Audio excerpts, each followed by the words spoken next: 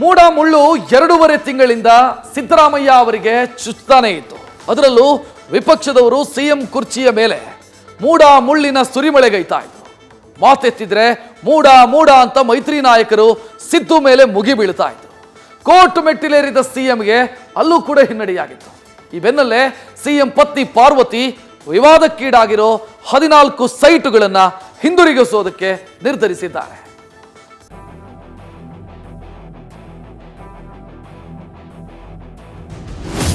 ನನ್ನ ಹೆಂಡತಿ ಸ್ವತಂತ್ರವಾಗಿ ತೀರ್ಮಾನ ತಗೊಂಡಿರ್ತಕ್ಕಂಥದ್ದು. ಈಗ ರಾಜೀನಾಮೆ ಕೊಟ್ಬಿಟ್ರೆ ಮುಗಿದೋಗ್ಬಿಡ್ತ. ಅದನ್ನ ತಪ್ಪೇ ಮಾಡಿಲ್ವಲ್ಲ, ರಾಜೀನಾಮೆ ಯಾಕೆ ಕೊಡಬೇಕು?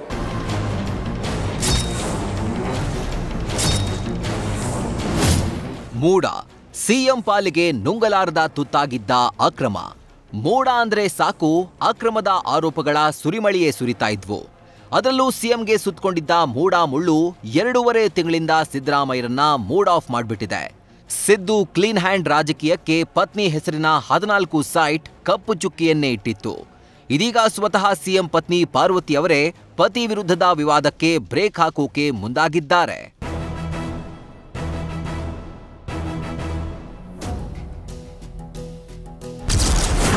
ಮೂಡ ಆಯುಕ್ತರಿಗೆ ಪತ್ರ ಬರೆದ ಸಿಎಂ ಪತ್ನಿ ಪಾರ್ವತಿ.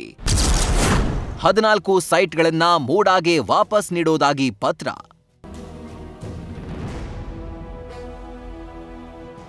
ತನ್ನ ಹೆಸರಲ್ಲಿರೋ 14 ಮೂಡ ಸೈಟ್ಗಳ ವಿಚಾರವಾಗಿ ಪತಿ ವಿರುದ್ಧ ಕೇಳಿಬರ್ತಿದ್ದ ಅಕ್ರಮ ಆರೋಪದ ವಿರುದ್ಧ ಸಿಎಂ ಪತ್ನಿ ಸಿಡಿದೆದ್ದಿದ್ದಾರೆ.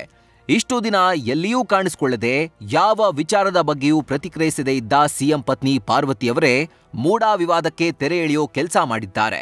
ಖುದ್ದು ಪಾರ್ವತಿಯವರೇ ಮೂಡ ಆಯುಕ್ತರಿಗೆ 14 ಸೈಟ್ಗಳನ್ನ ವಾಪಸ್ ನೀಡೋದಾಗಿ ಪತ್ರ ಬರೆದಿದ್ದಾರೆ. ನನ್ನ ಪತಿಯಾಗಿರುವ ರಾಜ್ಯದ ಮುಖ್ಯಮಂತ್ರಿ ಸಿದ್ದರಾಮಯ್ಯ ಅವರು ತಮ್ಮ 40 ವರ್ಷದ ಸುದೀರ್ಘ ರಾಜಕಾರಣದಲ್ಲಿ ಯಾವುದೇ ಸಣ್ಣ ಕಳಂಕವೂ ಅಂಟಿಕೊಳ್ಳದಂತಹ ನೈತಿಕತೆಯನ್ನ ವ್ರತದಂತೆ ಪಾಲಿಸಿಕೊಂಡು ಬಂದವರು.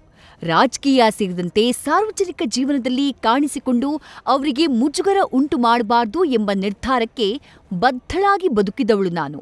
ನಾನಿಂದು ಮನೆ, ಆಸ್ತಿ, ಚಿನ್ನ, ಸಂಪತ್ತನ್ನ ಬಯಸಿದವಳಲ್ಲ.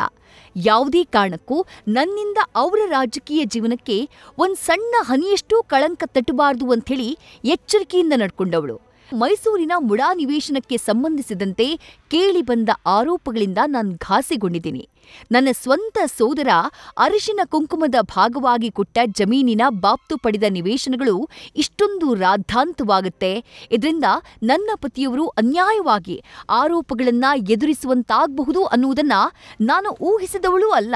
ಇಷ್ಟು ವರ್ಷಗಳ ಕಾಲ ಅಧಿಕಾರದಲ್ಲಿದ್ದ ಅವರಿಂದ ಏನನ್ನೂ ನನಗಾಗ್ಲಿ ನನ್ನ ಕುಟುಂಬಕ್ಕಾಗ್ಲಿ ಬಯಸದೇ ಇದ್ದ ನನಗೆ ಈ ನಿವೇಶನಗಳು ತೃಣಕ್ಕೆ ಸಮ.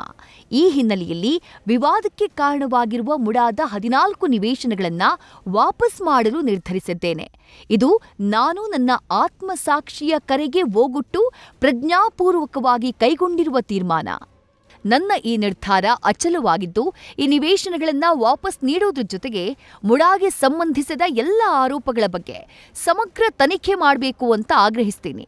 ಕೊನೆಯದಾಗಿ ಎಲ್ಲ ರಾಜಕೀಯ ಪಕ್ಷದ ನಾಯಕರು ಮತ್ತು ಬಂಧುಗಳಲ್ಲಿ ನನ್ನ ವಿನಮ್ರ ವಿನಂತಿ, ದಯವಿಟ್ಟು ರಾಜಕೀಯ ಕ್ಷೇತ್ರದಿಂದ ದೂರವಿದ್ದು ತಮ್ಮ ಪಾಡಿಗೆ ತಾವಿರುವ ರಾಜಕೀಯ ಕುಟುಂಬದ ಹೆಣ್ಣು ಮಕ್ಕಳನ್ನ ರಾಜಕೀಯ ದ್ವೇಷ ಸಾಧನೆಗಾಗಿ ವಿವಾದದ ಕಣಕ್ಕೆ ಎಳೆದು ತಂದು ಅವರ ಘನತೆ ಗೌರವಗಳಿಗೆ ಹಾನಿ ಮಾಡಬೇಡಿ.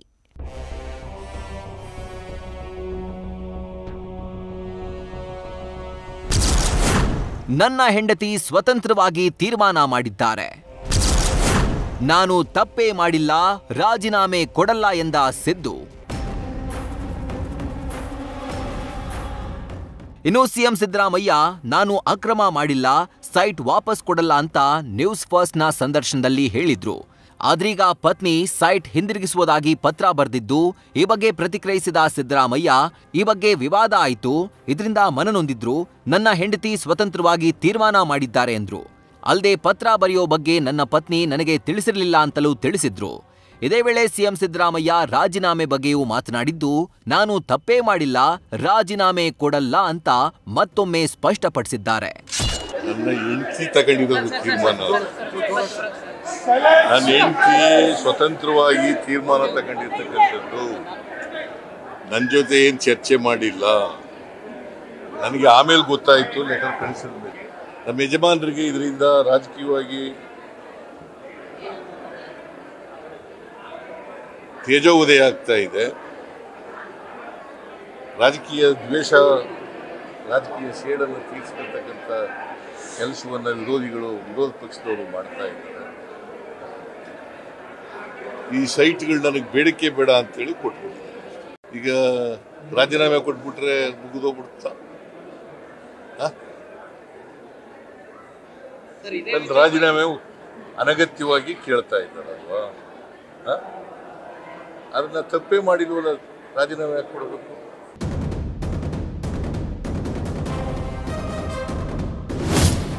ಒಟ್ನಲ್ಲಿ ಸಿಎಂ ಪತ್ನಿ ಪಾರ್ವತಿ ಸಿದ್ದರಾಮಯ್ಯಗೆ ಕಳಂಕ ಬರಬಾರ್ದೆಂದು ಸೈಟ್ ಹಿಂದಿರುಗಿಸಿ ವಿವಾದಕ್ಕೆ ಬ್ರೇಕ್ ಹಾಕೋಕೆ ಮುಂದಾಗಿದ್ದಾರೆ. ಆದರೆ ಸೈಟ್ ವಾಪಸ್ ಕೊಡ್ತೀನಿ ಅಂತ ಪತ್ರ ಬರಿತಾ ಇದ್ದಂತೆ ಈ ವಿವಾದ ಮತ್ತೊಂದು ಸ್ವರೂಪ ಪಡೆದುಕೊಳ್ತಾ ಇದೆ.